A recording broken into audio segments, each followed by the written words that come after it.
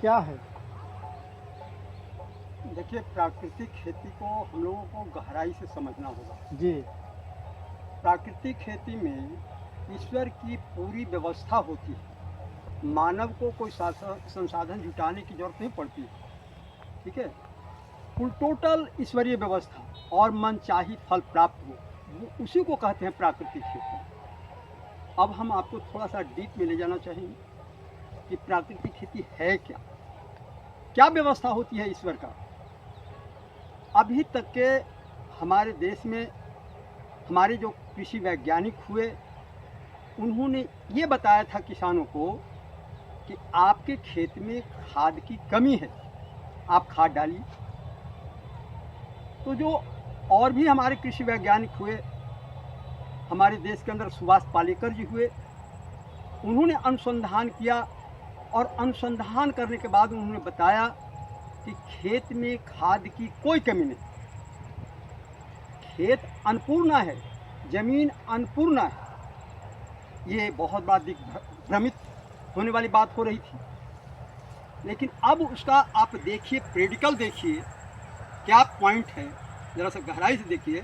तो भगवान ने आपके खेत में एक चीज़ दिया है, चेरा, जिसको लोग केचुआ भी बोलते हैं। हमारे यहाँ चेरा भी बोलते हैं, कुछ लोग केचुआ बोलते हैं। तो चेरा की क्या भूमिका होती है? चेरा जो है 15 फीट नीचे तक के मिट्टी कोड़ता है, सुराख बनाता है और पैखाना ऊपर करेगा। वो इतना चेरा होता था, ईश्वर ने इतना चेरा दिया कि खेत को बिल्कुल चलने की तरह बना देता था। क्या वो फसल के लिए लाभदायक है? मैं पूरी बात बता रहा हूँ आपको, जरा सा सुनते रहिए ना, मैं पूरा बात बता रहा हूँ कितना लाभदायक है, क्या है चेरा के पैखाना में, क्या है, क्या ईश्वरीय व्यवस्था है। मैं सारी बातों को आपके निकट में रखूँगा। तो मैं ये बता रहा हूँ कि चेरा का जो पैखाना है, उसमें बगल के खेत से 7% ज़्यादा नाइट्रोजन पाया जाता है, 9% ज़्यादा फॉस्फेट पाया जाता है, 11% ज़्यादा पोटास पाया जाता है, 6% गंधक, 8% कैल्शियम, मैग्नीशियम, 10% गंधक। इस तरह से बहुत सारे चीज़ पाए जाते हैं। मतलब जो भी पौधा को चाहिए सब के सब इसमें पाए जाते हैं, लेकिन फिर भी आपके पौधा को प्राप्त नहीं होगा। कैसे प्राप्त नहीं होगा?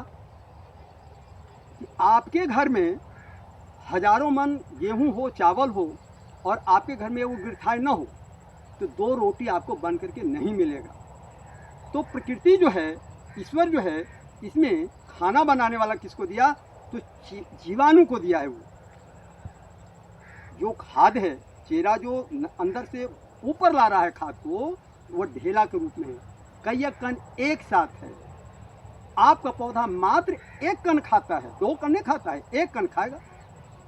आपको भी मैं एक अमरूद दे दूं और मैं कहूं कि बिना काटे आप खाइए, तो आप चाहे तो छुरी से काटेंगे, नहीं तो दांत से काटेंगे, तभी खा सकते हैं, वरना खा नहीं सकते आप। इसी प्रकार से जो जीवाणु है, उनकी भूमिका क्या होती है कि वह जो खाद चेरा ला करके ऊपर रखा, वह जो ढेला के रूप में है, कई कण एक साथ है, उसको तोड़ तोड़ के आपके पौधा को देने का काम करता है। यह ईश्वरीय व्यवस्था है। हम लोगों ने क्या किया? हम लोगों ने डाई पोटास यूरिया दिया, और यूरिया इतना खतरनाक है, कुछ कहने जोग नहीं। 24 फीट नीचे तक के मिट्टी को प्रभावित कर रहा है, 14 फीट ऊपर तक के, बहुत जहरीला। हमारे पूरे देश के जो लोग हैं ना, ये जहर ही खा रहे हैं। अगर इस पर सावधानी नहीं बरते तो अब ज़्यादा दिन नहीं है, 15 से 20 वर्ष तक मेरा अनुमान है कि वैसे लोग मरेंगे जैसे प्लेग में मरता था। एक मुर्दा गाड़ के आया और घर में दूसरा मुर्दा फिर रहता था। मतलब आज भी ये सूचना आपको मिल गई होगी कि गांव-गांव से सूचना है कि किसी का ब्रेन हेमरेज हो रहा है, कोई हार्ट की बीमारी है, कोई कैंसर की बीमारी है, कोई लकवा की बीमारी है, अनेक बीमारी से ग्रस्त हो रहा है। इसका मूल कारण आपका रसायन खाद है। इसको देश से उखाड़ करके फेंकना सबसे सराहनीय कार्यक्रम होगा। अब तक के कोई भी राजनीतिक पुरुष इसके ऊपर आवाज़ नहीं उठाया, लेकिन हमें ये देश के जो प्रधानमंत्री हैं नरेंद्र मोदी जी, इन्होंने थोड़ा सा पहल लिया है, आवाज़ उन्होंने बुलंद किया है और राष्ट्रीय प्राकृतिक खेती के नाम से वो अभियान को चालू किया है। हमारे जहानाबाद जिला में भी 625 एकड़ में वो प्राकृतिक खेती करने की योजना तैयार हुई है। ये सारी बात हमको हमारे जिला के जो जिला कृषि पदाधिकारी हैं संभावना जी, उन्होंने बताया। वो हमारे घर पर भी आई थी और अभी अभी हमको खरीफ में खेती होना था, 125 एकड़ हमारे यहाँ भी होना था, लेकिन ये लोग सक्षम नहीं कर पाए और हमने किया, हम स्वयं किया है। ये हमारा 1 बीघा का प्लॉट है, 10 कट्ठा ये है, 10 कट्ठा नीचे है। हमने 1 बीघा खेत में यह मॉडल तैयार किया है प्राकृतिक खेती का। और मैं आपको बताऊं कि इसमें बिल्कुल रसायन खाद नहीं डाला हुआ है। और हमारे कृषि वैज्ञानिक कहते हैं, इनका कहना है कि 3 साल तक के डैमेज रहेगा। अब आप लोग देख लीजिए, पहला साल हमने किया इसके अंतर्गत, आप धान के फसल को देख लीजिए। ये प्लॉट जो है रसायन खेती, रसायन विधि से किया हुआ है। रसायन विधि से नहीं, प्राकृतिक खेती। प्राकृतिक मैं कह रहा हूँ ना, प्राकृतिक है, रसायन नहीं। रसायन तो बगल में है, उधर देखिए काफ़ी मात्रा में लोगों ने खाद डाला, 5 किलो, 6 किलो, 7 किलो, ये काफ़ी मात्रा में डाला हुआ है। इसमें कुछ खाद नहीं डाला हुआ है। और मैं आपको बताऊं, आपको एक चमत्कार देखना तो देख लीजिए, आगे बढ़ करके थोड़ा सा वहाँ पर देखिए, वो थोड़ा सा उसके प्लॉट से, जो बगल का खेत है उसके प्लॉट से एक छेद हो गया। आप भी बढ़िए। चलिए देखिए, मैं दिखाता हूँ आपको, मैं दिखा रहा हूँ। देखिए यहाँ पर क्या हुआ, इसको देखिए, इतना भी मात्र एक क्यारी, ये जो बगल का खेत है ना, ये जब खाद छीटा तो छेद होकर के किसी तरह से आ गया, पानी इसका आ गया। अब देखिए हमारे खेत में धान गिर गया, इतना बढ़वार हो गया कि धान गिरा हुआ, देख लीजिए। इसका मतलब ये बहुत कारगर है। ये जो जीवामृत है, घन जीवामृत है, जो देसी गाय के गोबर और पेशाब से बनता है, ये बहुत कारगर। ये रसायन खेती जो है जी जी, मानव जीवन को कैसे प्रभावित करता है? मैं कह रहा हूँ ना कि जैसे आप थोड़ा सा यूरिया आप अपने गाय को दे दीजिए, भैंसी को दे दीजिए, तो 10 मिनट में बिल्कुल इति खंडरेवा खंडे सतमो अध्याय समाप्त हो जाएगा, मर जाएगा तुरंत। अब आप कहते हैं कैसे करता है, बहुत जहरीला है वो, बड़ा खतरनाक है वो।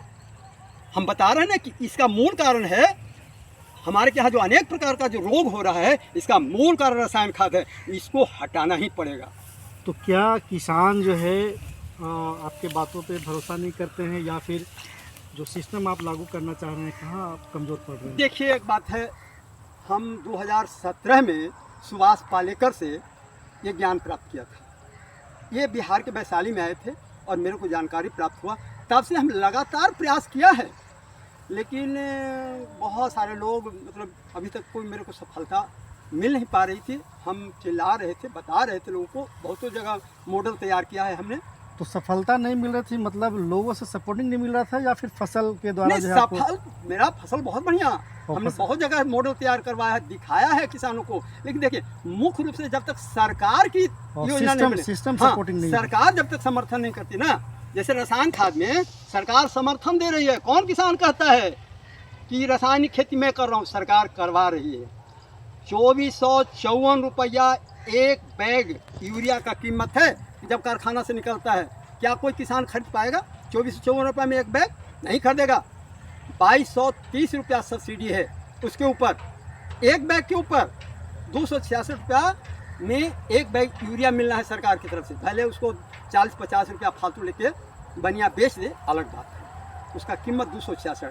अब बोलिए कोई किसान नहीं ले सकता है, तो सरकार का समर्थन है, रसायन खाद में सरकार का समर्थन है। अगर उसी प्रकार से जो सरकार सब्सिडी दे रही है, 2.25 लाख रुपया सरकार सब्सिडी दे रही है इसमें, अगर वो पैसा प्राकृतिक खेती की तरफ वो लगा दें, हमारी अपनी ताकत इसके तरफ लगा दें, तो मैं समझता हूं कि भारत में प्राकृतिक खेती बहुत बढ़िया से हो सकेगा और भारत संपन्न हो सकता है। और इसका तो रेट क्या मैं बताऊं, जो रसायन खाद से उत्पन्न हुआ है उसमें तो गरीब हो रहे हैं हमारे किसान भाई, नंगा हो रहे हैं, खेत को छोड़ करके भाग रहे हैं। लेकिन जिस दिन प्राकृतिक खेती होगी तो मनचाहा प्राप्त होगा, इसका कीमत, हमारे जो किसान भाई है ना, उनको मनचाहा कीमत प्राप्त होगा।